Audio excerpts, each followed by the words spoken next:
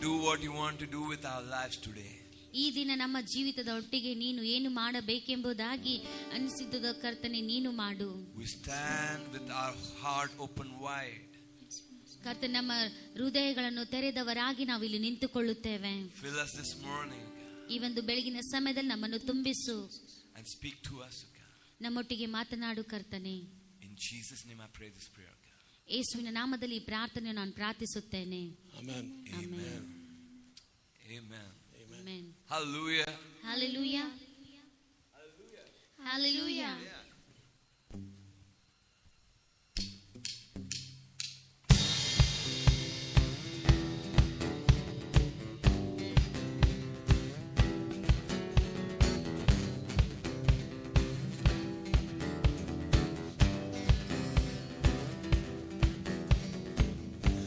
I'm treading my sorrows, I'm treading my shame, I'm laying them down for the joy of the Lord.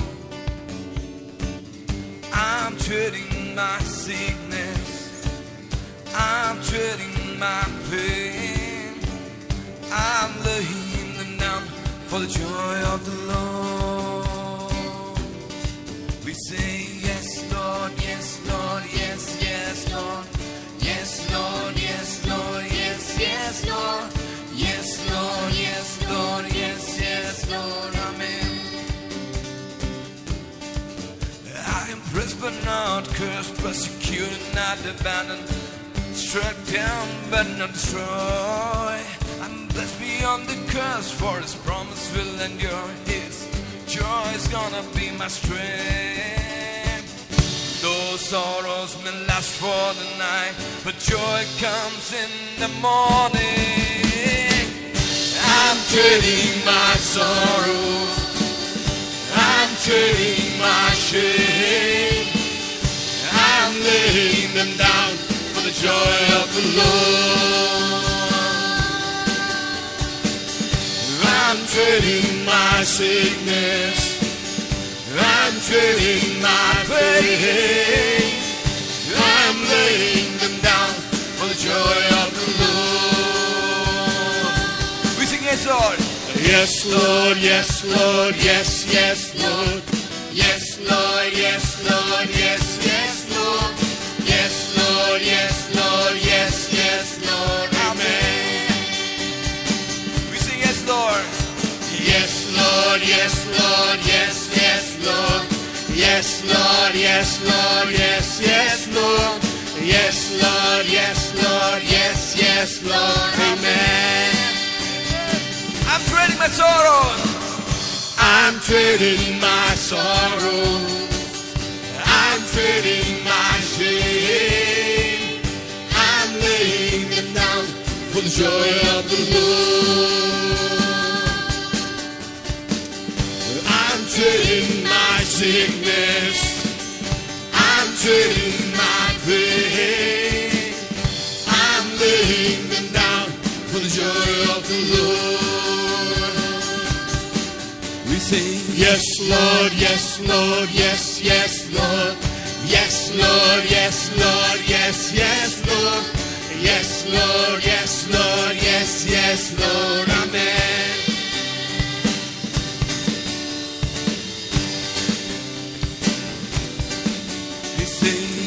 Lord, yes, Lord, yes, yes, Lord, yes, Lord, yes, Lord, yes, yes, Lord, yes, Lord, yes, Lord, yes, yes, Lord, amen.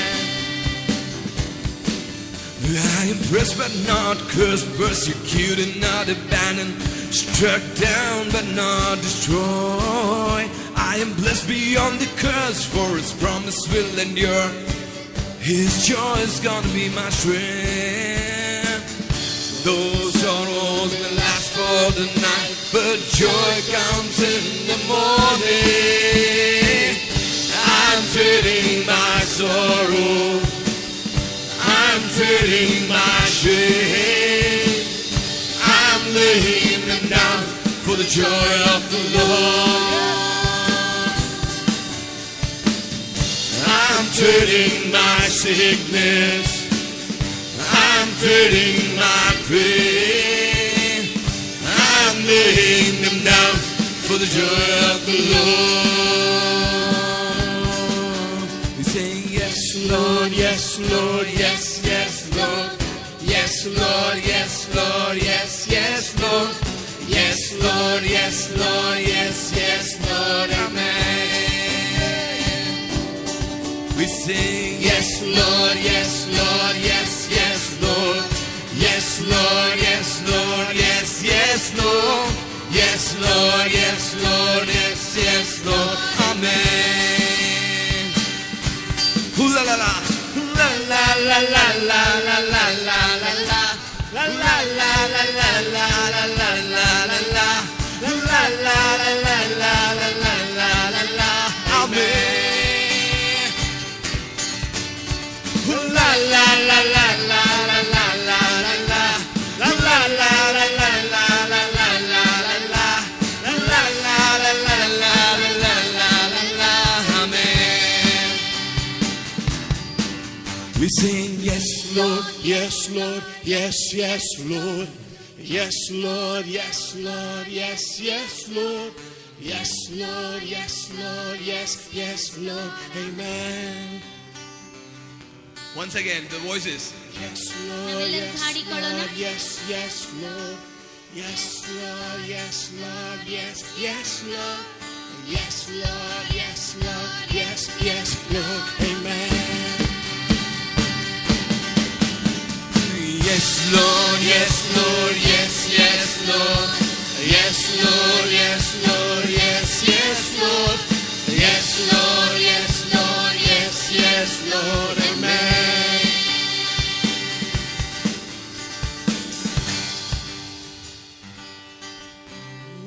Hallelujah. Shall we just close our eyes and look unto the Lord? ನಾವೆಲ್ಲರೂ ನಮ್ಮ ಕಣ್ಣುಗಳನ್ನು ಮುಚ್ಚಿಕೊಂಡು ಕರ್ತನನ್ನು ದೃಷ್ಟಿಸೋಣ. Yes, we serve an almighty God. ಹೌದು, ನಾವು ಸರ್ವಶಕ್ತನಾದ ದೇವರನ್ನು ಸೇವಿಸುವವರಾಗಿದ್ದೇವೆ. He is our refuge, our shelter. ಆತನು ನಮ್ಮ ಕೋಟೆಯು, ನಮ್ಮ ಆಶ್ರಯ ದುರ್ಗವಾಗಿದ್ದಾನೆ. He is forever with you, forever with me. ಆತನು ಸದಾ ಕಾಲ ನಮ್ಮೊಟ್ಟಿಗೆ ಇರುವಾತನಾಗಿದ್ದಾನೆ. Almighty God, Almighty God, my refuge and shelter, now and forevermore. Come on, everybody, sing. ನಾವೆಲ್ಲರೂ ಕೂಡಿಕೊಂಡು ಹಾಡಿಕೊಳ್ಳೋಣ.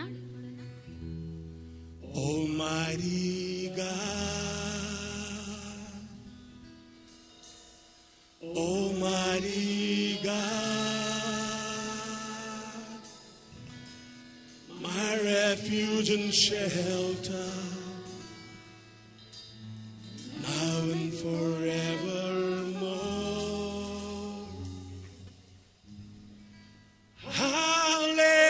Hallelujah, hallelujah,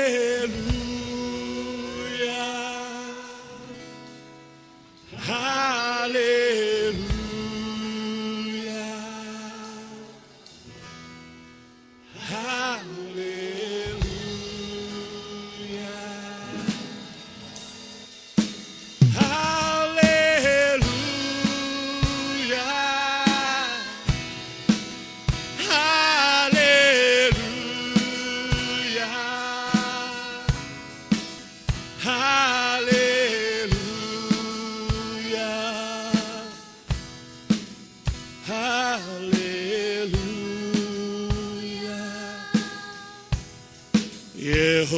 Yehovah-ne,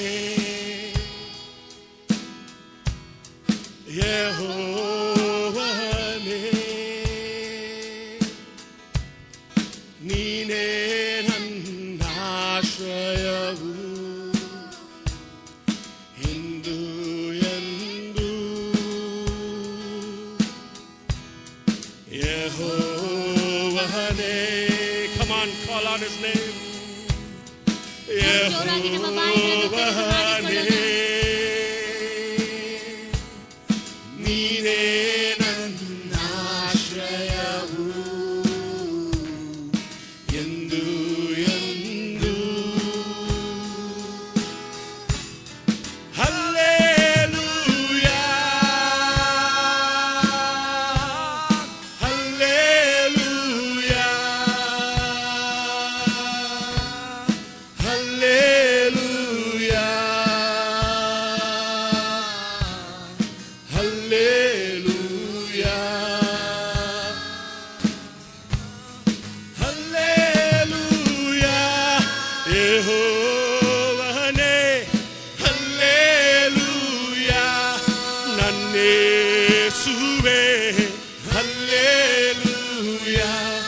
ನನ್ ಕುರುಬನೇ ಹಲ್ಲೆಲೂಯಾ. ನನ್ನ ಕಾಲುಗಳು ಬಂಡೆಯ ಮೇಲೆ ತಗಲಾದಂತೆ ನಿನ್ನ ದೂತರ ನನ್ನ ಕಾಲುಗಳು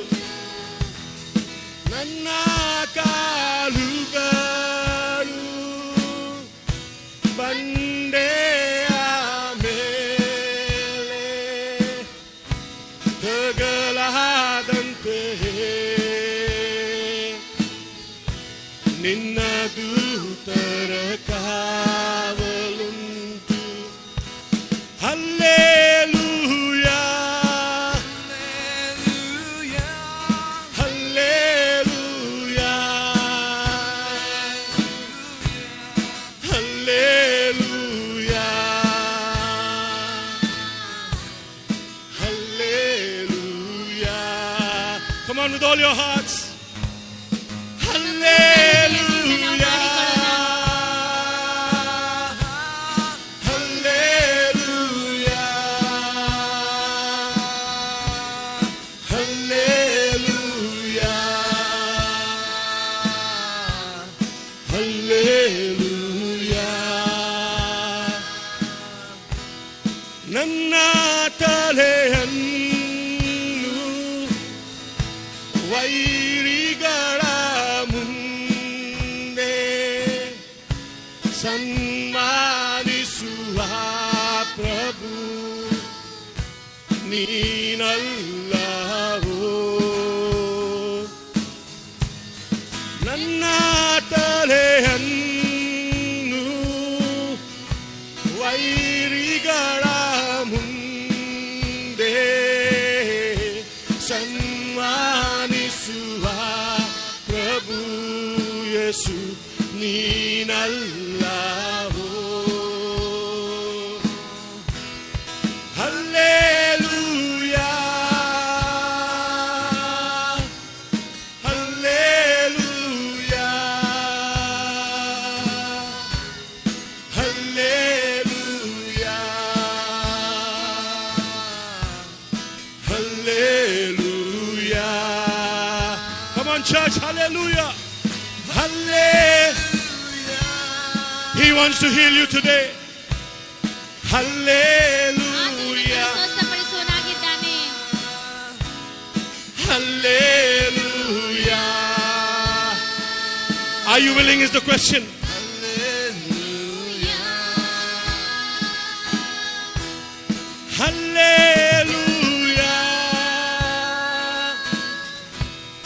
Hallelujah.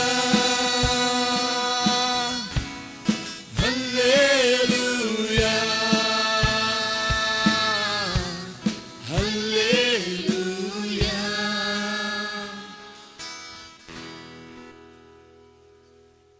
The Lord wants to heal you this morning. ಕರ್ತನು ಈ ದಿನ ನಿಮ್ಮನ್ನು ಸ್ವಸ್ಥಪಡಿಸಲು ಬಯಸುವನಾಗಿದ್ದಾನೆ. Are you willing to be healed? Nannella. Say, Lord, I want to get connected to you. My forever shelter. My all, my everything. My Jesus. Come on, church, let it be a prayer to Jesus this morning. Nannella ರೋಗಗಳನ್ನು ಸೌಖ್ಯ ಮಾಡುವ ಪ್ರಭು, ಆರೋಗ್ಯವ ನೀಡಿ ನನ್ನ ನಡೆಸುವ ಕರ್ತನು. Hallelujah. Receive your healing. ನಿಮ್ಮ ಗುಣಪಡಿಸಿಕೊಳ್ಳಿ, ಸ್ವೀಕರಿಸಿಕೊಳ್ಳಿರಿ.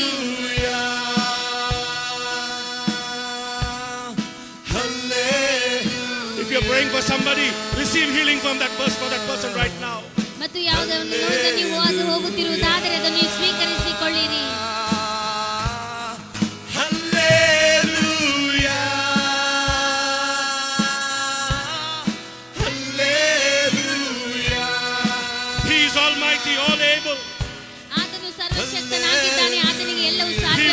your prayer. ಆತನು ನಿಮ್ಮ ಪ್ರಾರ್ಥನೆಗೆ ಕಿವಿಗೊಡುವನು. Hallelujah. Hallelujah. ನನ್ನ ರಕ್ಷಕನೇ. Hallelujah.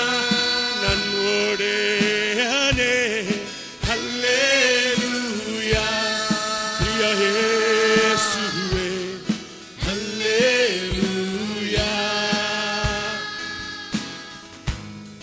Hallelujah. Hallelujah. Hallelujah. Hallelujah.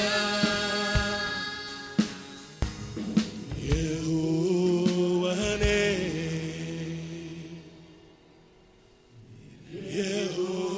ಯೆಹೋವನೇ. ನೀನೇ ಆಶ್ರಯವು ಎಂದು ಎಂದು.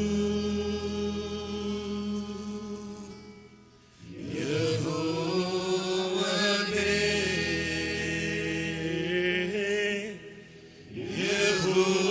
ಯೆಹೋವನೇ. ನೀನೇ ನನ್ನ ಆಶ್ರಯವು ಎಂದು ಎಂದು.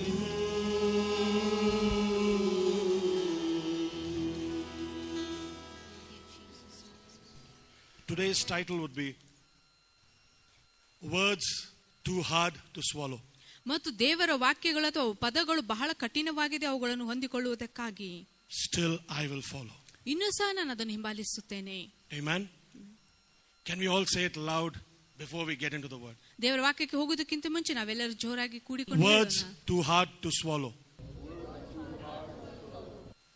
Still I will follow. Still I will follow.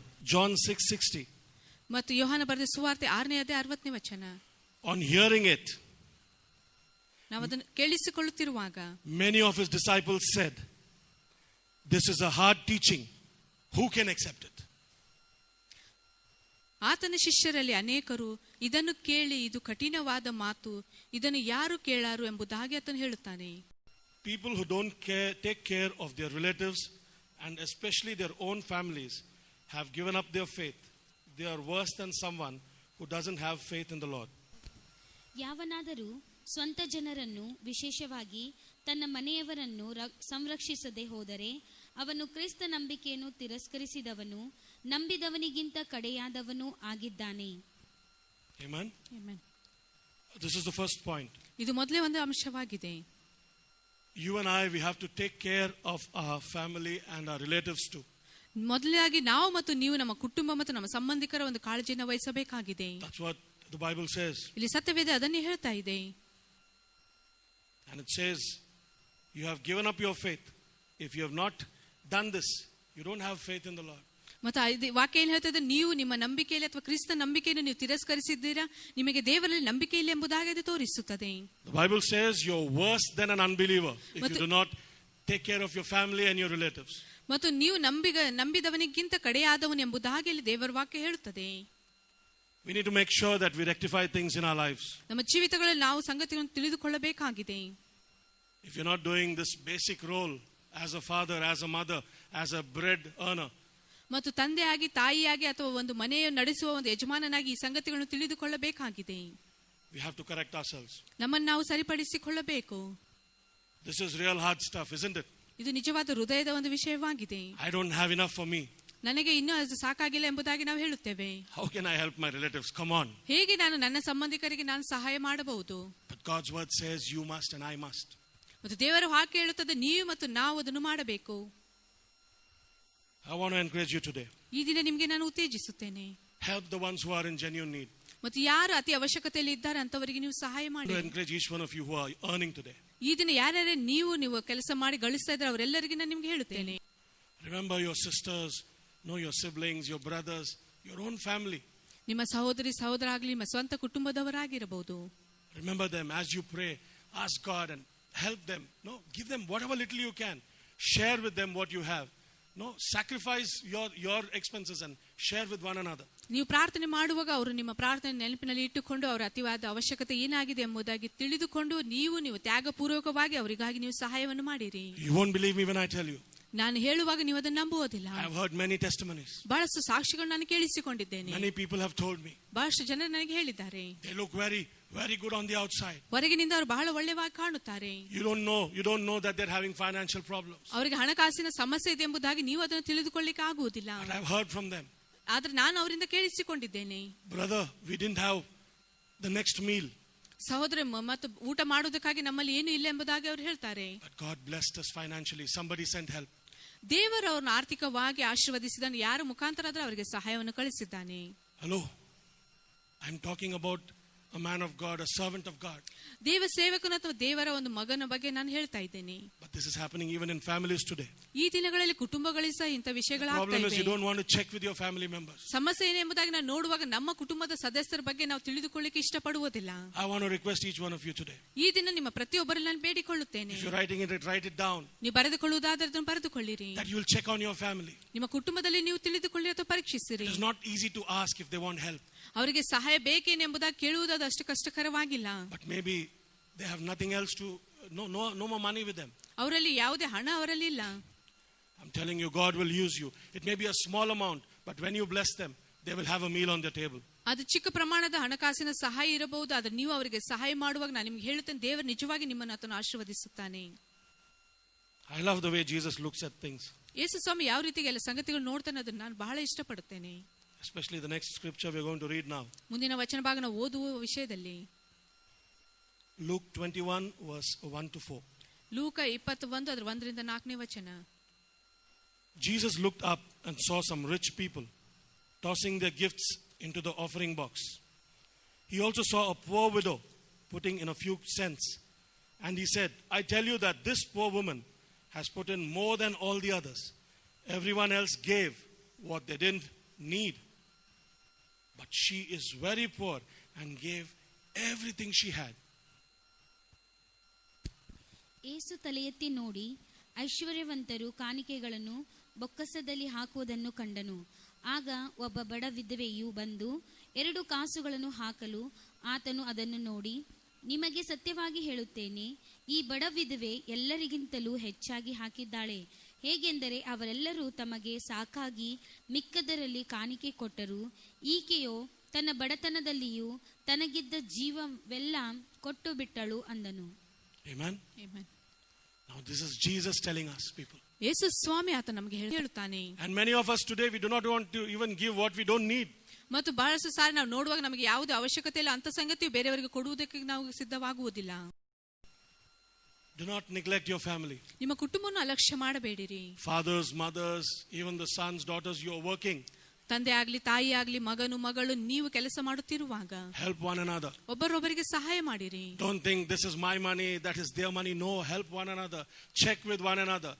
Help them in whatever little way you can. ಇದು ನನ್ನ ಹಣವಾಗಿದೆ, ಅದು ಅವರ ಹಣವಾಗಿದೆ ಎಂಬುದಾಗಿ ಹೇಳುವುದು ಬೇಡ. ಆದರೆ ನೀವು ಪರೀಕ್ಷೆ ಮಾಡಿ ನೋಡಿಕೊಳ್ಳಿರಿ, ಯಾವ ಒಂದು ಚಿಕ್ಕ ವಿಷಯಗಳಲ್ಲಿ ನಾವು ಅವರಿಗೆ ಸಹಾಯ ಮಾಡಬಹುದು ಎಂಬುದಾಗಿ. Maybe something very little. Maybe only 2 cents like that poor widow gave. ಆ ವಿಧವೆ ಯಾವ ರೀತಿಗೆ 2 ನಾಣ್ಯಗಳನ್ನು ಕೊಟ್ಟಳು, ಆ ರೀತಿಯಾಗಿ ಸಹ ಚಿಕ್ಕ ವಿಷಯದಲ್ಲಿ ನಾವು ಸಹಾಯ ಮಾಡಬಹುದು. I like this, the last part of it, which says, more blessings come from giving than from receiving. I'll read the verse for you. By everything I did, I showed how you should work to help everyone who is weak. Remember that our Lord Jesus said, more blessings come from giving than from receiving. ಎಲ್ಲ ವಿಷಯಗಳಲ್ಲಿ ನಾನು ನಿಮಗೆ ಮಾದರಿ ತೋರಿಸಿದ್ದೇನೆ. ನೀವು ಹಾಗೆಯೇ ದುಡಿದು ಬಲವಿಲ್ಲದವರಿಗೆ ಉಪಕಾರ ಮಾಡಬೇಕು ಮತ್ತು ತೆಗೆದುಕೊಳ್ಳುವುದಕ್ಕಿಂತ ಕೊಡುವುದೇ ಹೆಚ್ಚಿನ ಭಾಗ್ಯವೆಂಬುದಾಗಿ ಕರ್ತನಾದ ಯೇಸು ತಾನೇ ಹೇಳಿದ ಮಾತುಗಳನ್ನು ನೆನಪಿನಲ್ಲಿಟ್ಟುಕೊಂಡಿರಬೇಕು ಅಂದನು. Amen. Amen.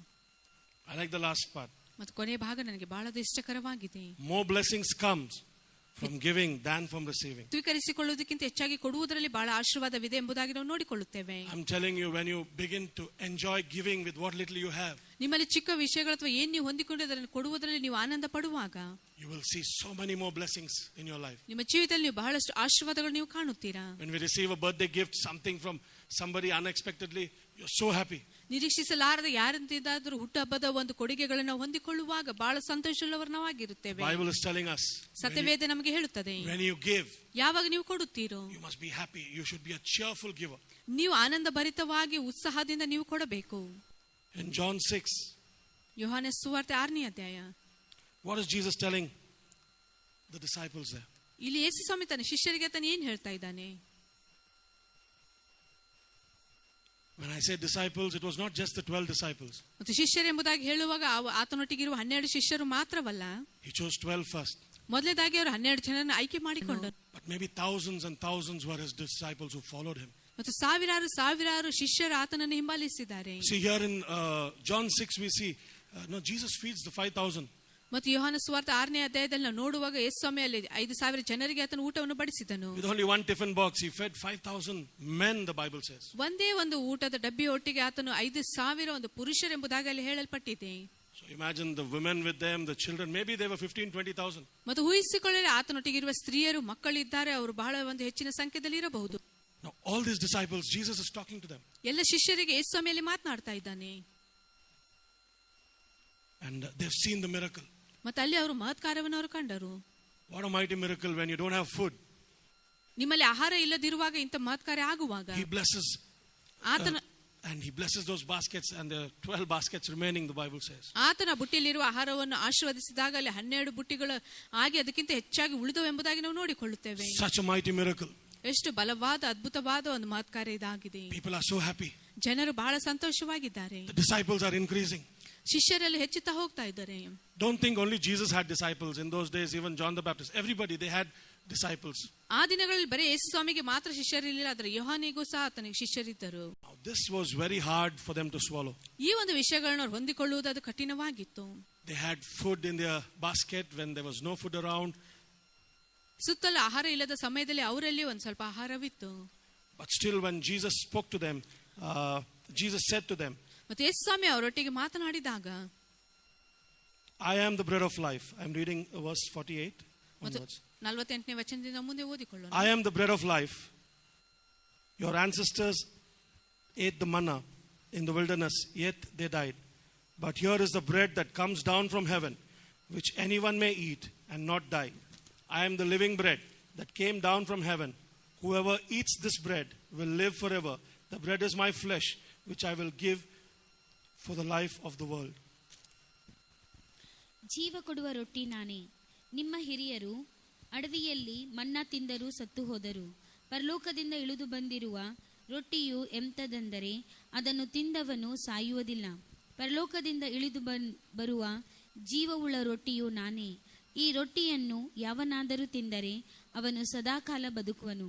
ಮತ್ತು ನಾನು ಕೊಡುವ ರೊಟ್ಟಿ ನನ್ನ ಮಾಂಸವೇ, ಅದನ್ನು ಲೋಕದ ಜೀವಕ್ಕೋಸ್ಕರ ಕೊಡುವೆನು ಎಂದು ಹೇಳಿದನು. The Jews began to argue sharply, the Bible says, among themselves. How can this man give us his flesh to eat, they said.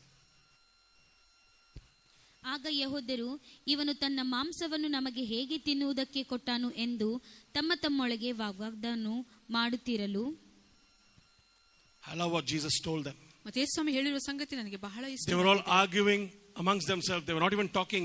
They were talking to themselves, but Jesus could hear what they were saying. ಅವರು ತಮ್ಮೊಳಗೆ ವಾಗ್ವಾದ ಮಾಡ್ತಾ ಇದ್ದರು, ಆದರೆ ಯೇಸು ಸ್ವಾಮಿ ಅವರು ಏನ್ ಮಾತನಾಡ್ತಾ ಇದ್ದಾರೆ ಎಂಬುದಾಗಿ ಅದನ್ನು ಕೇಳಿಸಿಕೊಳ್ಳುತ್ತಾ ಇದ್ದನು. Jesus said, very truly I tell you, unless you eat the flesh of the Son of Man and drink his blood, you have no life in you. Whoever eats my flesh and drinks my blood has eternal life, and I will raise them up at the last day.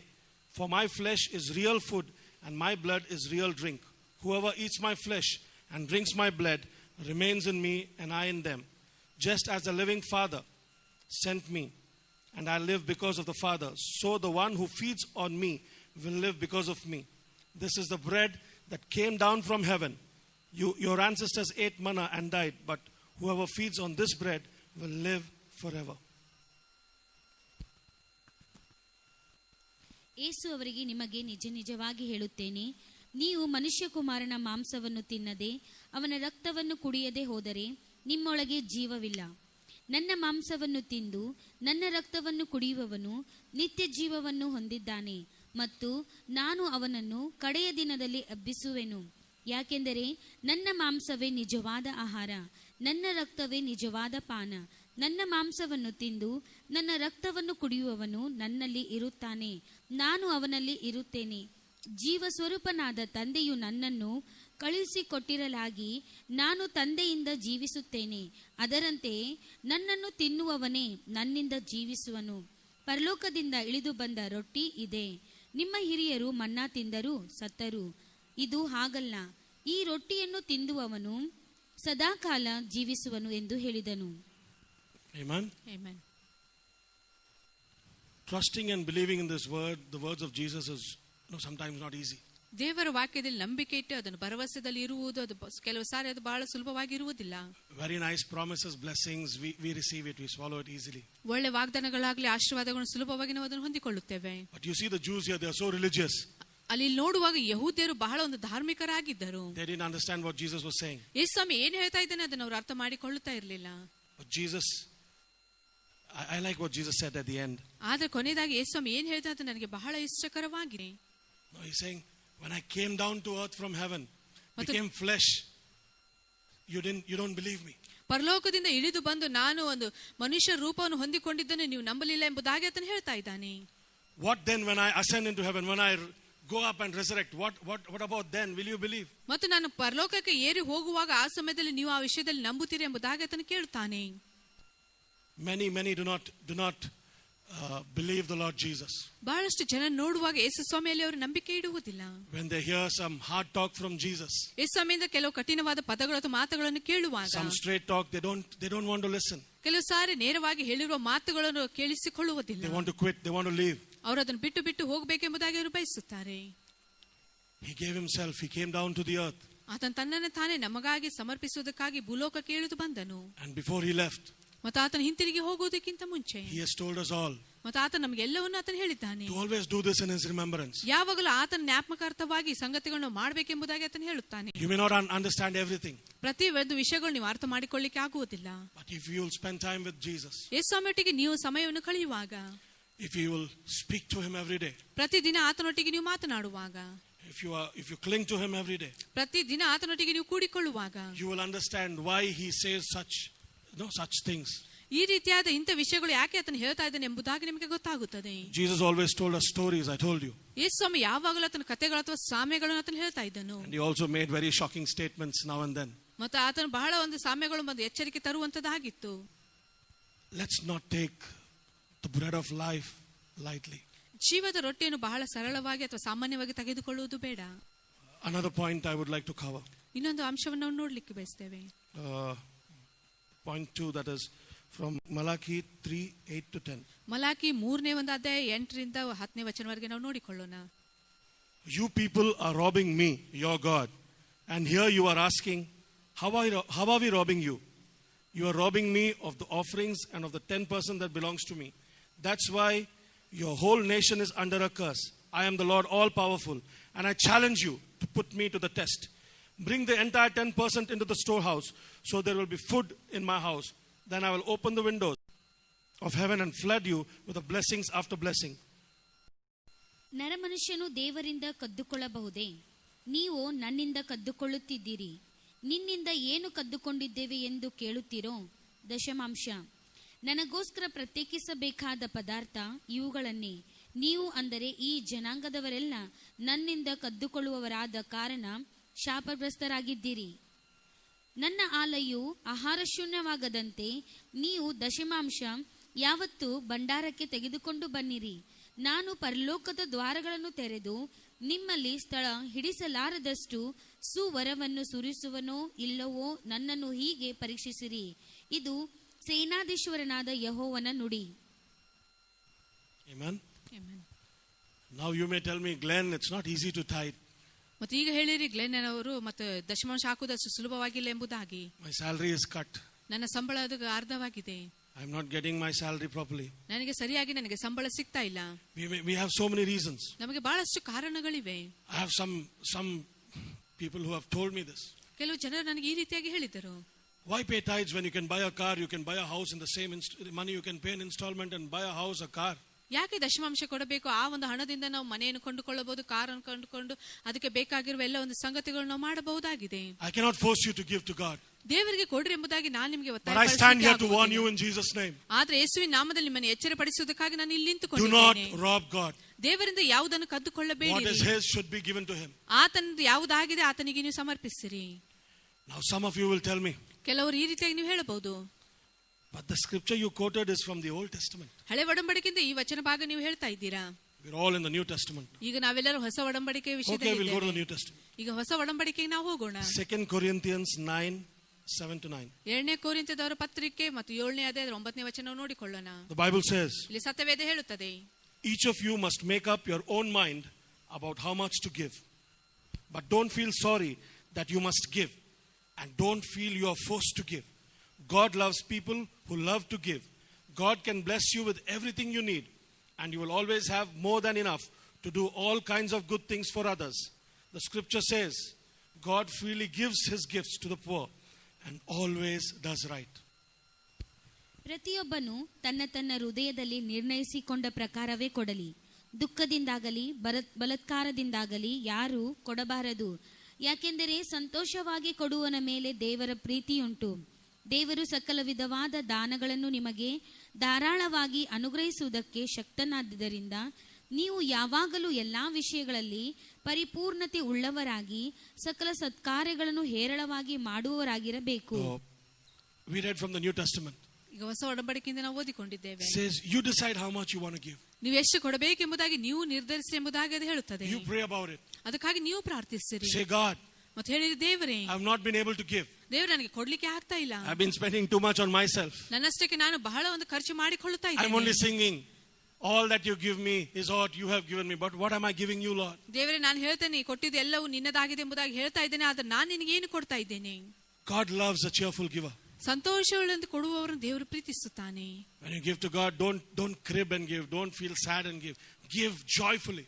ನೀವು ದೇವರಿಗೆ ಕೊಡುವಾಗ ದುಃಖದಿಂದ ಅಥವಾ ಬೇಸರದಿಂದ ಕೊಡಬೇಡದ, ಆನಂದದಿಂದ ಸಂತೋಷದಿಂದ ಆತನಿಗೆ ನೀವು ಕೊಡಿರಿ. Just like that poor widow, only 2 coins, she put it all and said, God will take care of me. ಆ ಬಡ ವಿಧವೆ ಯಾವ ರೀತಿಗೆ 2 ನಾಣ್ಯಗಳನ್ನು ಹಾಕಿ ಅವಳು ಸಂತೋಷದಿಂದ ಹೇಳಿದ, ದೇವರು ಎಲ್ಲ ಸಂಗತಿಗಳನ್ನು ನೋಡಿಕೊಳ್ಳುತ್ತಾನೆ ಎಂಬುದಾಗಿ.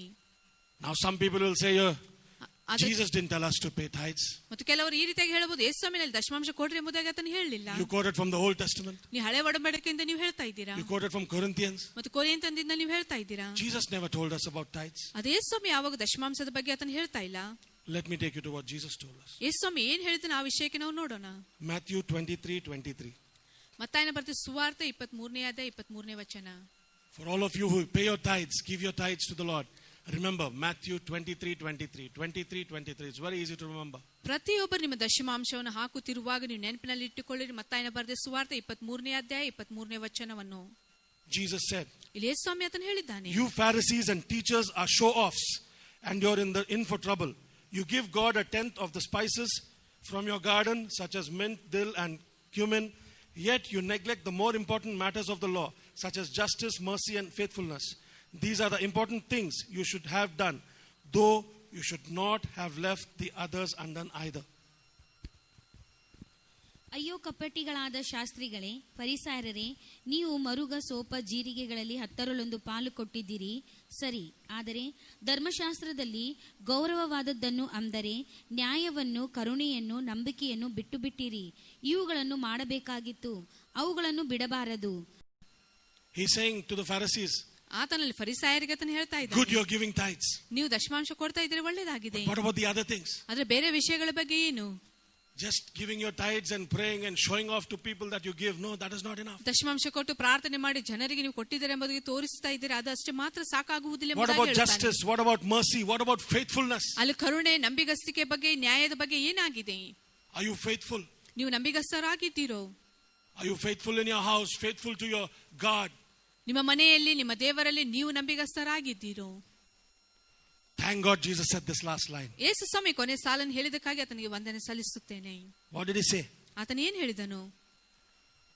though you should have not have left the others undone either. So he said, he's also speaking to us that you should pay your tithes. ಆತ ನಮ್ಮ ದಶಮಾಂಶಗಳನ್ನು ಸಲ್ಲಿಸಬೇಕೆಂಬುದಾಗಿ ಅದಕ್ಕಾಗಿ ಆತನು ಮಾತನಾಡ್ತಾ ಇದ್ದಾನೆ. People, don't get me wrong. ಜನರು ನೀವು ನನ್ನನ್ನು ತಪ್ಪಾಗಿ ತಿಳಿದುಕೊಳ್ಳಬೇಡಿರಿ. Sometimes hard talk is required for all of us. ಕೆಲವು ಸಾರಿ ಕಠಿಣವಾಗಿ ಹೇಳುವ ಮಾತುಗಳು ನಮ್ಮೆಲ್ಲರಿಗೆ ಅವಶ್ಯಕತೆವಾಗಿರುತ್ತದೆ. I'm not standing here to tell you that I give my tithes every month. ಪ್ರತಿ ತಿಂಗಳು ನಾನು ನನ್ನ ದಶಮಾಂಶ ನಾನು ಕೊಡ್ತಾ ಇದ್ದೇನೆ ಎಂಬುದಾಗಿ ಹೇಳುವುದಕ್ಕಾಗಿ ನಾನು ಇಲ್ಲಿ ನಿಂತಿಲ್ಲ. Shamelessly I will talk about myself. ನನ್ನ ಪರವಾಗಿ ನಾನು ನಾಚಿಕೆ ಇಲ್ಲದೆ ನಾನು ಮಾತನಾಡುತ್ತೇನೆ. I cannot lie because I've gone to the churches of two brothers. ನಾನು ಸುಳ್ಳು ಹೇಳುವುದಿಲ್ಲ, ಆದರೆ ನಾನು ಇಬ್ಬರು ಸಹೋದರ ಸಭೆಗೆ ನಾನು ಹೋಗಿದ್ದೇನೆ. One is in Hubli, one is in Belgaum. ಒಬ್ಬರು ಹುಬ್ಳಿಯಲ್ಲಿದ್ದಾರೆ, ಒಬ್ಬರು ಬೆಳಗಾಂನಲ್ಲಿದ್ದಾರೆ. So both of them know me inside out. ಅವರು ಇಬ್ಬರು ಸಹ ಇವರನ್ನು ಒಳಗಿಂದ ಹೊರಗಿನಿಂದ ಎಲ್ಲವನ್ನು ತಿಳಿದುಕೊಂಡವರಾಗಿದ್ದಾರೆ. I'm telling you this for the glory of God. ದೇವರ ಮಹಿಮೆಗಾಗಿ ವಿಷಯಗಳನ್ನು ನಾನು ಹೇಳ್ತಾ ಇದ್ದೇನೆ. I had lost my job. ಇವರು ತಮ್ಮ ಕೆಲಸವನ್ನು ಕಳೆದುಕೊಂಡರು. All because I questioned my boss. ಯಾಕೆಂದ್ರೆ ಇವರು ಬಾಸಿಗೆ ಯಾವಾಗಲೂ ಇವರು ಪ್ರಶ್ನೆ ಮಾಡುವ ಕಾರಣ He used some filthy language on me. ಅವರು ಒಂದು ಹೊಲಸಾದ ಮಾತುಗಳು ಅಥವಾ ಭಾಷೆಗಳು ಇವ್ರ ಮೇಲೆ ಉಪಯೋಗ ಮಾಡ್ತಾ ಇದ್ದರು. I lost my cool. ಮತ್ತು ಇವರು ತಮ್ಮ ಒಂದು ಹತೋಟಿ ಅಥವಾ ನಿಯಂತ್ರಣವನ್ನು ಕಳೆದುಕೊಂಡರು. And I lost my job. ಮತ್ತು ಇವರು ತಮ್ಮ ಕೆಲಸವನ್ನು ಕಳೆದುಕೊಂಡರು. My wife had a miscarriage again then. ಮತ್ತು ಇವರ ಹೆಂಡತಿಗೆ ಮಿಸ್ಕ್ಯಾರೇಜ್ ಆಯಿತು. We were in a lot of pain. ಇವರು ಬಹಳಷ್ಟು ನೋವಿನಲ್ಲವರಿದ್ದರು. And I started writing songs. ಮತ್ತು ಇವರು ಹಾಡುಗಳನ್ನು ಬರೀಲಿಕ್ಕೆ ಪ್ರಾರಂಭಿಸಿದರು. I was very broke then. ಆ ಸಮಯದಲ್ಲಿ ಬಹಳಷ್ಟು ಮುರಿಯಲ್ಪಟ್ಟವರು ಇವರಾಗಿದ್ದರು. When you have a job, ಮತ್ತು ಕೆಲಸ ಇರುವಾಗ, when you have money, ನಿಮ್ಮಲ್ಲಿ ಹಣ ಇರುವಾಗ, people will be flocking around you like disciples. ಮತ್ತು ಶಿಷ್ಯರ ಹಾಗೆ ಜನರು ನಿಮ್ಮನ್ನು ಹಿಂಬಾಲಿಸುತ್ತಾರೆ. But when you don't have anything, ನಿಮ್ಮಲ್ಲಿ ಏನೇ ಇಲ್ಲದೆ ಇರುವಾಗ koi nahi dikhega. ಯಾರು ನಿಮ್ಮನ್ನು ನೋಡುವುದಿಲ್ಲ. Nobody will call you. Nobody will ask you how you are. ಯಾರು ನಿಮ್ಮನ್ನು ಮಾತನಾಡಿಸುವುದಿಲ್ಲ, ನೀವು ಹೇಗಿದ್ದೀರಿ ಎಂಬುದಾಗಿ ನಿಮಗೆ ಕರೆ ಮಾಡಿ Very sad ಕೇಳುವುದಿಲ್ಲ. situation it was for me. ಆ ಒಂದು ಸಮಯದಲ್ಲಿ ನೋಡುವಾಗ ಬಹಳಷ್ಟು ಒಂದು ಕೆಟ್ಟ ಅಥವಾ ದುಃಖಕರವಾದ ಸಮಯ ಇದಾಗಿತ್ತು. I was going through so much. ಇವರು ಬಹಳ ಒಂದು ವೇದನೆಯಲ್ಲಿ ಇದ್ದರು. And the time came when I had to pay tithes. ಮತ್ತು ಸಮಯ ಬಂತು ಯಾವಾಗ ದಶಮಾಂಶ ಕೊಡಬೇಕಾಗಿತ್ತು. Next week I have to pay tithes. ಮುಂದಿನ ವಾರ ನಾನು ದಶಮಾಂಶ ಕೊಡಬೇಕು. No salary. ಸಂಬಳ ಇಲ್ಲ. I hear a message, a sermon. ಮತ್ತು ಒಂದು ದೇವರ ವಾಕ್ಯವನ್ನು ನಾನು ಕೇಳಿಸಿಕೊಂಡೆ. If you want to have a job, ನಿನಗೆ ಕೆಲಸ ಬೇಕಾಗಿದ್ದರೆ give tithes before you give that job. ನೀವು ಆ ಕೆಲಸ ಹೊಂದಿಕೊಳ್ಳುವುದಕ್ಕಿಂತ ಮುಂಚೆ ನೀವು ದೇವರಿಗೆ ದಶಮಾಂಶವನ್ನು ಸಲ್ಲಿಸಿರಿ ಎಂಬುದಾಗಿ ಅದನ್ನು ಕೇಳಿಸಿಕೊಂಡೆ. Give your tithes. ನಿಮ್ಮ ದಶಮಾಂಶ ನೀನು ಕೊಡು. I said, yes Lord, I will. ಹೌದು ದೇವರೇ, ನಾನು ಮಾಡ್ತೇನೆ. Very little in my bank account. ಇವರು ಬ್ಯಾಂಕ್ ಅಕೌಂಟ್ ನಲ್ಲಿ ಬಹಳ ಸ್ವಲ್ಪ I paid my tithes. ಇವರು ತಮ್ಮ ದಶಮಾಂಶವನ್ನು ಕೊಟ್ಟರು. No job, remember. ನೆನಪಿನಲ್ಲಿಟ್ಟುಕೊಳ್ಳಿ, ಆ ಸಮಯದಲ್ಲಿ ಇವರಿಗೆ ಕೆಲಸ ಇರಲಿಲ್ಲ. And I was looking for a better job. ಒಳ್ಳೆ ಒಂದು ಕೆಲಸವನ್ನು ಇವರು ಬಯಸ್ತಾ ಇದ್ದರು. So I paid higher tithes than I used to pay.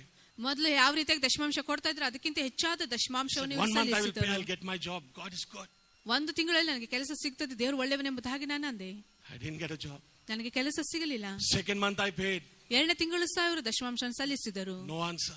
ಯಾವ ಉತ್ತರ ಅಲ್ಲಿ ಬರಲಿಲ್ಲ. 6 months I paid my tithes. 6 ತಿಂಗಳು ಇವರು ತಮ್ಮ ದಶಮಾಂಶವನ್ನು ಸಲ್ಲಿಸಿದರು. 7th month I got the answer. 7ನೇ ತಿಂಗಳಲ್ಲಿ ಇವರಿಗೆ ಅದು ಉತ್ತರ ಬಂತು. I'm not telling you this to say wah kya na tum. No, that's not because of that. ನೀವು ಇವರು ಪರವಾಗಿ ಮತ್ತು ಹೆಮ್ಮೆ ಪಡಬೇಕೆಂಬುದಕ್ಕಾಗಿ ನಾನು ಈ ಸಂಗತಿಗಳನ್ನು ಹೇಳ್ತಾ ಇಲ್ಲ. I'll tell you the other part also of me. ಆದರೆ ಇನ್ನೊಂದು ಭಾಗವೂ ಸಹ ಅವರು ಹೇಳುತ್ತಾರೆ.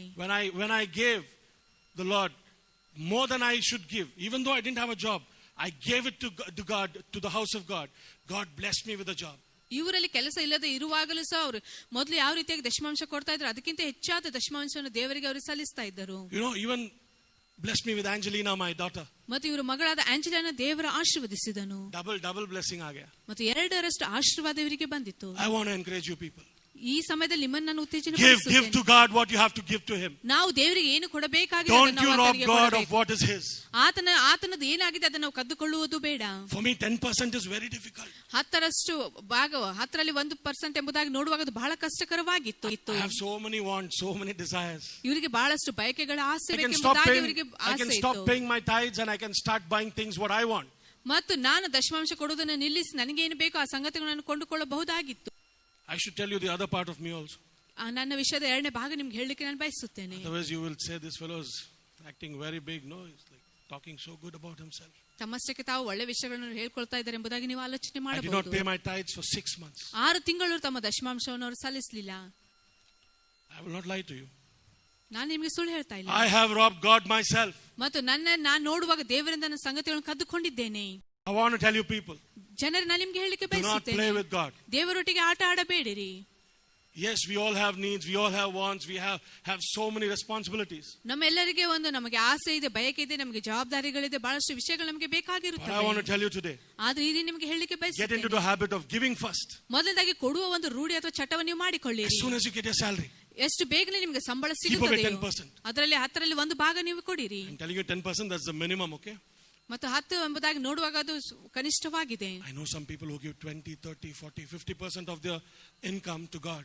ಅವರ ಸಂಬಳದಿಂದ 20, 30, 40, 50 ಒಂದು ಶೇಕಡಾದಷ್ಟು ಹಣ ಅವರು ಕೊಡುತ್ತಾರೆ.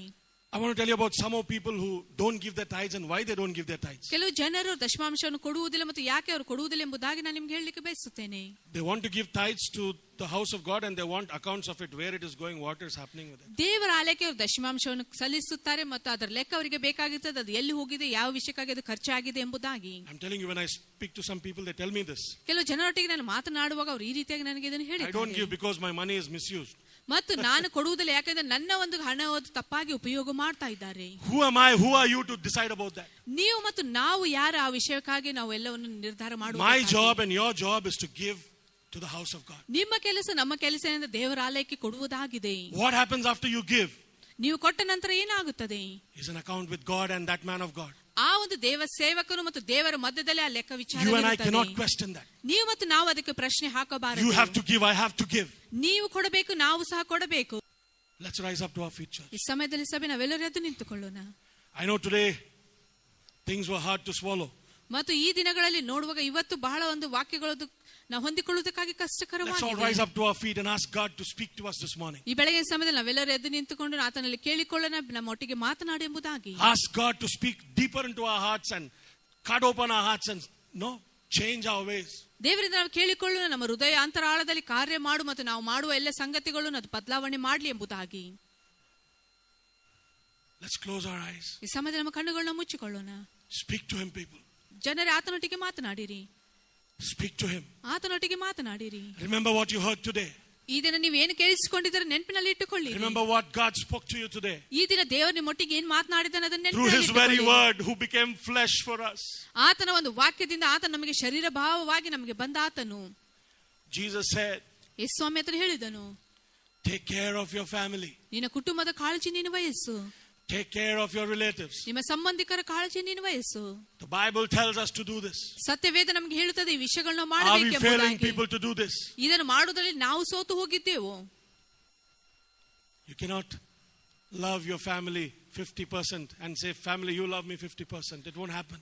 50% ನಾವು ನಮ್ಮ ಕುಟುಂಬವನ್ನು ಪ್ರೀತಿಸಿ ನಾವು ಅವರಿಗೆ ಹೇಳಬೇಕಾಗಿಲ್ಲ, ನೀನು 50% ನನ್ನ ಪ್ರೀತಿಸಿ ಎಂಬುದಾಗಿ. I was telling somebody who Nan- got married recently, ಈಗಲೇ- 50-50 nahi chalega shaadi mein. ಸದ್ಯದಲ್ಲಿ ಮದುವೆ ಆದವರ ನಾನು ಅವರಿಗೆ ಹೇಳಿದ್ದೇನೆ, ಮದುವೆ ವಿಷಯದಲ್ಲಿ 50-50 ಎಂಬುದಾಗಿ ಅದು ಆಗುವುದಿಲ್ಲ. Same goes for families. Even for families, 50-50 will not do. ಕುಟುಂಬಕ್ಕೂ ಸಹ ಅದೇ ಒಂದು ವಿಷಯ ಆಗುತ್ತದೆ. You have to love one another 100%. 100% ನೀವು ಒಬ್ಬರನ್ನೊಬ್ಬರು ಪ್ರೀತಿಸಬೇಕು. When I say 100%, 100% ಎಂಬುದಾಗಿ ನಾನು don't ಹೇಳುವಾಗ expect anything in return ಹಿಂತಿರುಗಿ ಯಾವುದೇ ವಿಷಯ ನೀವು ಬಯಸಬೇಡಿರಿ. because you're a cheerful giver. ಯಾಕೆ ನೀವು ಸಂತೋಷವುಳ್ಳವರಾಗಿ That's what the Lord wants ಕೊಡುವವರಾಗಿದ್ದೀರಾ. us to do. ಆದ ಕಾರಣ ಕರ್ತನು Give ಅದನ್ನು cheerfully, the ಮಾಡಬೇಕೆಂಬುದಾಗಿ Lord ಆತನು said. ಬಯಸುತ್ತಾನೆ. Give with all your heart. ನೀವು ಸಂತೋಷದಿಂದ ಪೂರ್ಣ Do ಹೃದಯದಿಂದ not be ನೀವು sad ಕೊಡಿರಿ. when you give. ನೀವು ಕೊಡುವಾಗ ದುಃಖ ಪಡಬೇಡಿರಿ. When you love your family, do not be sad and say they don't love me. No, love them. ನೀವು ನಿಮ್ಮ ಕುಟುಂಬದವರನ್ನು ಪ್ರೀತಿಸುವಾಗ ದುಃಖದಿಂದ ನೀವು ಹೇಳಬೇಡ್ರಿ ಅವರು ನನ್ನನ್ನು ಪ್ರೀತಿಸುವುದಿಲ್ಲ ಎಂಬುದಾಗಿ. ಇಲ್ಲ, ಅವರು ನಿಮ್ಮನ್ನು ಪ್ರೀತಿಸುತ್ತಾರೆ. It's okay. Your relatives have made fun of you. They say, pagal ho gaya hai, Yeshu Yeshu bolta hai. Forgive them, bless them, call them and help them. ನಿಮ್ಮ ಸಂಬಂಧಿಕರು ನಿಮ್ಮ ಪರವಾಗಿ ನೋಡಿ ತನ್ನ ಹುಚ್ಚನಾಗಿದ್ದಾನೆ, ಬೇರೆ ಏಸು ಏಸು ಎಂಬುದಾಗಿ ಹೇಳ್ತಾನೆ ಎಂಬುದಾಗಿ ಆ ವಿಷಯವನ್ನು ಮನಸ್ಸಿನಲ್ಲಿ ಇಟ್ಟುಕೊಳ್ಳದೆ ಅದನ್ನು ಬಿಟ್ಟು ನೀವು ದೇವರನ್ನು ಮತ್ತು ಅವರನ್ನು ಪ್ರೀತಿಸಿರಿ. Let them know how Jesus has changed you. ಯೇಸು ಸ್ವಾಮಿ ಯಾವ ರೀತಿಯಾಗಿ ಆತನ ಎಲ್ಲವನ್ನು ಬದಲಾಯಿಸ್ತಾನೆ ಎಂಬುದಾಗಿ ಆತನು ತಿಳಿದುಕೊಳ್ಳಲಿ. Let them know that we are not only readers of the word, but we are doers of the word. ನಾವು ಬೇರೆ ದೇವರ ವಾಕ್ಯ ಓದುವವರಾಗಿಲ್ಲ, ಆದ್ರೆ ಅದರ ಅನುಗುಣವಾಗಿ ಮಾಡುವವರಾಗಿದ್ದೇವೆ ಎಂಬುದಾಗಿ ಅವರು ತಿಳಿದುಕೊಳ್ಳಲಿ. Close your eyes, people. ಜನರೇ, ನಿಮ್ಮ ಕಣ್ಣುಗಳನ್ನು ಮುಚ್ಚಿಕೊಳ್ಳಿರಿ. Close your eyes. ನಿಮ್ಮ ಕಣ್ಣನ್ನು ಮುಚ್ಚಿಕೊಳ್ಳಿರಿ. Speak to Jesus. Yesu ಸ್ವಾಮಿಯೊಟ್ಟಿಗೆ ಮಾತನಾಡಿರಿ. If there's any correction that has to happen, ನಮ್ಮಲ್ಲಿ ಯಾವುದಾದ್ರೂ ತಿದ್ದುವಿಕೆ ಆಗಬೇಕಾಗಿದೆಯೋ allow him to do it right now. ಈಗಲೇ ಅದು ಆಗುವಂತೆ ಆತನಿಗೆ ಅವಕಾಶ ಮಾಡಿಕೊಡಿರಿ. Don't say next month. ಮುಂದಿನ ತಿಂಗಳು ಎಂಬುದಾಗಿ ಹೇಳಬೇಡಿರಿ. Don't say next year. ಮುಂದಿನ ವರ್ಷ ಎಂಬುದಾಗಿ You may ಹೇಳಬೇಡಿ. never see another year. ಇನ್ನೊಂದು ವರ್ಷ ನೀವು ನೋಡದೇ ಇರಬಹುದು. He is coming soon, people. ಜನರೇ, ಆತನು ಬಹು ಬೇಗನೆ ಬರ್ತಾ He ಇದ್ದಾನೆ. is coming soon. ಆತನೇ ಬಹು ಬೇಗನೆ ಬರ್ತಾ ಇದ್ದಾನೆ. Give to the Lord. ಕರ್ತನಿಗೆ ನೀವು ಕೊಡಿರಿ. What is his? Give to him. ಆತನದು ಏನಾಗಿದೆ ಆತನಿಗೆ ಅದನ್ನು ಸಲ್ಲಿಸಿರಿ. Don't keep on singing, kya de sakta hu, kya la sakta hu. ಬೇರೆ ಏನು ಕೊಡಬಹುದು, ಏನು ತೆಗೆದುಕೊಂಡು ಬರಬಹುದು ಎಂಬುದಾಗಿ ಆ ವಿಷಯಗಳನ್ನು ಹಾಡಬೇಡ್ರಿ. यीशु को देना सीखो. ಯೇಸು ಸ್ವಾಮಿಗೆ ಕೊಡುವುದನ್ನು ಕಲಿತುಕೊಳ್ಳಿರಿ. यीशु के चरणों में बैठना सीखो. ಯೇಸುವಿನ ಪಾದದ ಬಳಿಗೆ ಕೂತುಕೊಳ್ಳುವುದನ್ನು ಕಲಿತುಕೊಳ್ಳಿರಿ.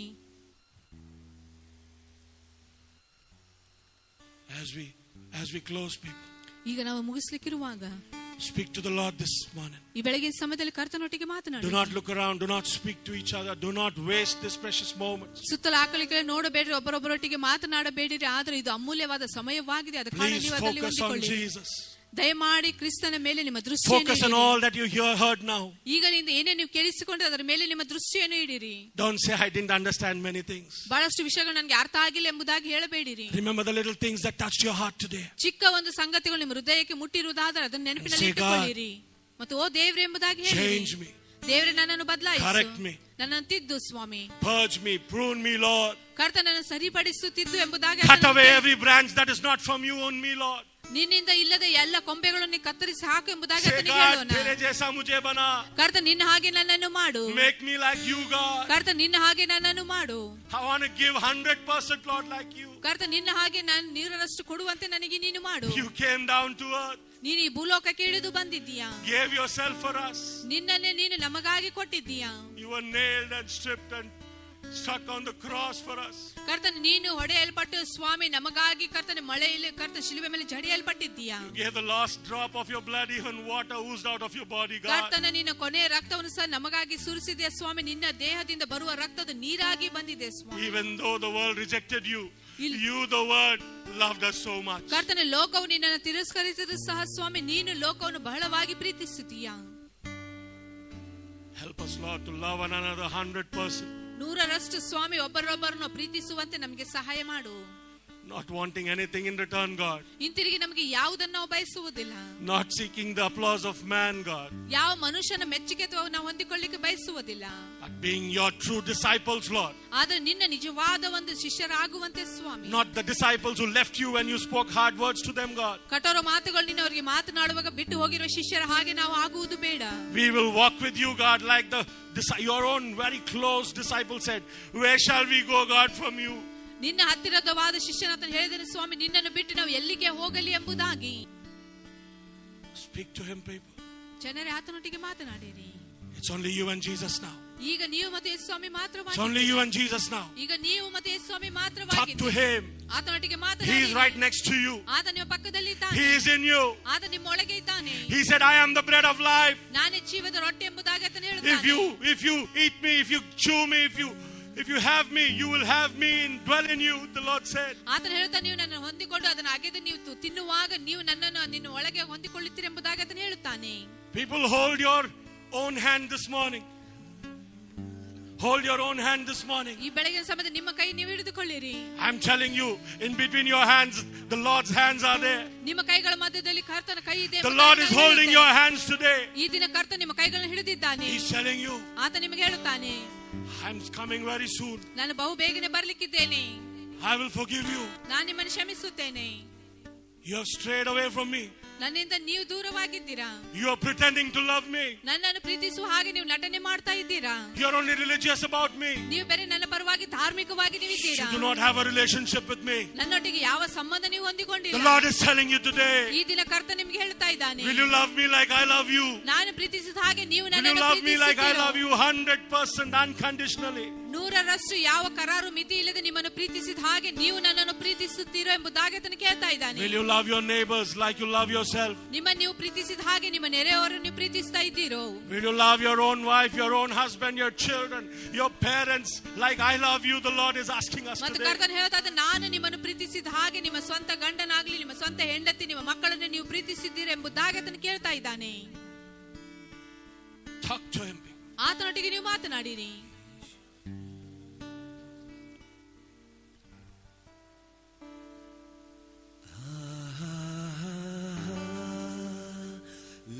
Let some of you today, ಕೆಲವರು ಈ ದಿನ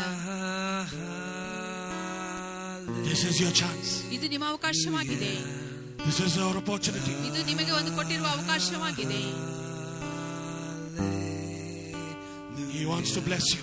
ಆತ ನಿಮ್ಮನ್ನು ಆಶೀರ್ವದಿಸಲಿಕ್ಕೆ ಬಯಸುತ್ತಾನೆ. He wants to bless you so much. ಆತನು ಬಹಳವಾಗಿ ನಿಮ್ಮನ್ನು ಆಶೀರ್ವದಿಸಲಿಕ್ಕೆ ಬಯಸುತ್ತಾನೆ.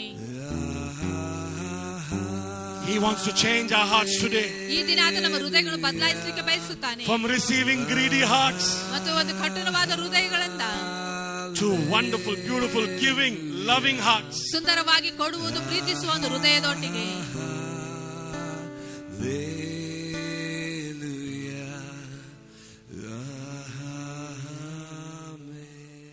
ಸ್ವಾಮಿ ಕರ್ತನೆ, ಪರಿಶುದ್ಧನಾದ ತಂದೆ, ನಿನ್ನ ನಾಮಕ್ಕೆ ಸ್ತೋತ್ರವಾಗಲಿ. ಸ್ವಾಮಿ, ಈ ದಿನವನ್ನು ನೋಡುವಂತೆ ರಾಜ ನಮಗೆ ಕೃಪೆಯನ್ನು ಕೊಟ್ಟಿದೆ, ಅದಕ್ಕಾಗಿ ನಿನಗೆ ಸ್ತೋತ್ರ ಕರ್ತನೆ. ಸ್ವಾಮಿ, ನಿನ್ನ ಕೃಪೆ ಇಲ್ಲದೆ ಸ್ವಾಮಿ ನಾವು ಏನು ಮಾಡ್ಲಿಕ್ಕೆ ಆಗುವುದಿಲ್ಲ ರಾಜ. ನೀನು ಕರ್ತನೆ ಈ ಸಮಯದಲ್ಲಿ ನಮ್ಮೆಲ್ಲರನ್ನು ಆಶೀರ್ವದಿಸಿದೆ, ಬಲಪಡಿಸಿದೆ, ಅದಕ್ಕಾಗಿ ಸ್ತೋತ್ರ ಸ್ವಾಮಿ. ಇಲ್ಲಿ ಬಂದ ಪ್ರತಿಯೊಬ್ಬರು ಆಶೀರ್ವಾದ ಹೊಂದಿಕೊಂಡು ಹೋಗಲಿ ಸ್ವಾಮಿ. ಯಾರು ರಾಜ ಬಂದ ರೀತಿಯಾಗಿ ಹಿಂತಿರುಗಿ ಹೋಗುವುದು ಬೇಡ ಸ್ವಾಮಿ. ಅವರು ಯಾವ ರೀತಿಯಾಗಿ ಬಂದಿದ್ದಾರೋ ಸ್ವಾಮಿ ಅದನ್ನು ಬಿಟ್ಟು ರಾಜ ನಿನ್ನ ಪ್ರಸನ್ನತೆ, ನಿನ್ನ ಆನಂದ, ನಿನ್ನ ಸಂತೋಷದಿಂದ ತುಂಬಿ ರಾಜ ಅವರು ಸಂತೋಷದಿಂದ ಹೋಗುವ ಹಾಗೆ ನಿನ್ನ ಕೃಪೆಯನ್ನು ದಯಪಾಲಿಸು ಸ್ವಾಮಿ. ಈ ದಿನಕ್ಕಾಗಿ ನಿನಗೆ ಸ್ತೋತ್ರ, ಈ ವಾಕ್ಯಕ್ಕಾಗಿ ನಿನಗೆ ಸ್ತೋತ್ರ ಸ್ವಾಮಿ. ಮುಂದೆ ಕರ್ತನೆ ಎಲ್ಲ ಸಂಗತಿಗಳು ನಿನ್ನ ಹಸ್ತಕ್ಕೆ ನಾವು ಒಪ್ಪಿಸ್ತೇವೆ ರಾಜ. ನೀನು ಮುಂದಾಗಿದ್ದು ಸ್ವಾಮಿ ನಮ್ಮನ್ನು ಎಲ್ಲ ವಿಷಯಗಳನ್ನು ನಡೆಸಿಕೊಡಬೇಕೆಂಬುದಾಗಿ ನಾವು ಬೇಡಿಕೊಳ್ಳುತ್ತೇವೆ ರಾಜ. ಕರ್ತನೆ, ಸಮಯಕ್ಕಾಗಿ ನಿನಗೆ ಸ್ತೋತ್ರ ಸ್ವಾಮಿ. ಕರ್ತನೆ, ನೀನು ಕರ್ತನೆ ರಾಜ ಎಲ್ಲ ಒಂದು ಸ್ತುತಿ, ಸ್ತೋತ್ರ, ಆರಾಧನೆ, ಗೌರವ, ಮಹಿಮೆಗೆ ಯೋಗ್ಯನಾಗಿರುವ ಆತನಾಗಿದೆ, ಅದಕ್ಕಾಗಿ ನಿನಗೆ ಸ್ತೋತ್ರ. ಈ ಸಮಯದಲ್ಲಿ ಸ್ವಾಮಿ ನಿನ್ನ ಪರಿಶುದ್ಧ ನಾಮದಲ್ಲಿ ರಾಜ ಈ ಒಂದು ಚಿಕ್ಕ ಪ್ರಾರ್ಥನೆ ಸ್ವಾಮಿ ನಾವು ಪ್ರಾರ್ಥಿಸಿ ಬೇಡಿ ಹೊಂದಿದ್ದೇವೆ ತಂದೆ ಆ ದೇವರೇ. Amen. Amen. Now may the grace of our Lord Jesus Christ, the love of God, sweet communion of the Holy Spirit, be with us all now in the coming days and forever.